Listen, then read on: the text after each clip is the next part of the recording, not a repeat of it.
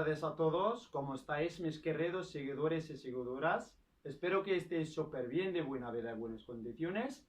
Hoy, si Dios quiere, vamos a tratar de una lección muy importante.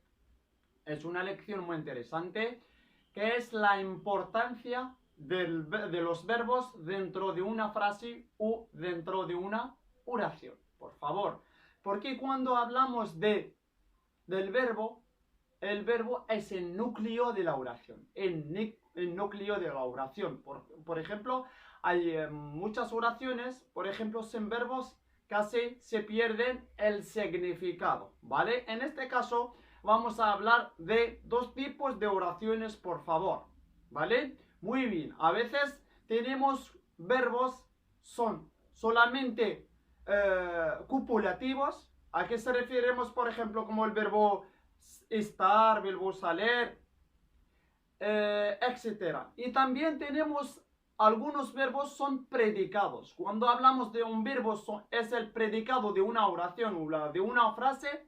Por ejemplo, cuando quitamos este verbo, la oración se pierde o carece al significado o al sentido.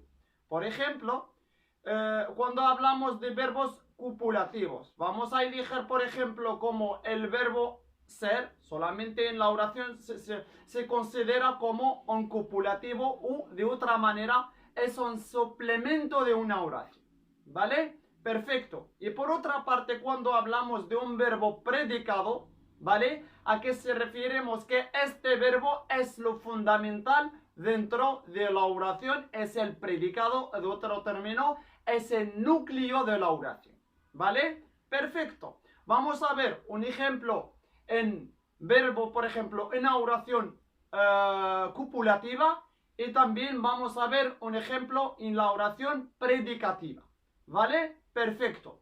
Vamos a empezar, por favor, con la oración copulativa, ¿vale? Muy bien.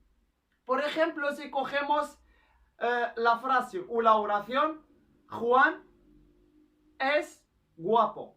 Juan es guapo, ¿vale? Todo el mundo sabemos que en esta frase usamos el verbo ser, que es. Juan es guapo, ¿vale? Perfecto. En este caso, el verbo ser no se juega un papel muy importante dentro de la oración. Por ejemplo, si nosotros queremos, por ejemplo, quitar el verbo ser de la oración, la frase se mantiene el mismo significado, por favor, ¿vale? Juan es guapo o Juan guapo es lo mismo. Quitamos verbo ser, pero la frase se mantiene el mismo significado, ¿vale? Pero este verbo se llama copulativo o suplemento de una oración, nada más.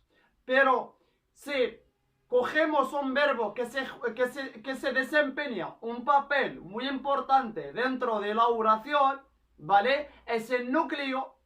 Cuando hablamos del núcleo, es lo fundamental dentro de la oración. Se desempeña un papel fundamental o principal, ¿vale? Es el verbo, es todo en este caso.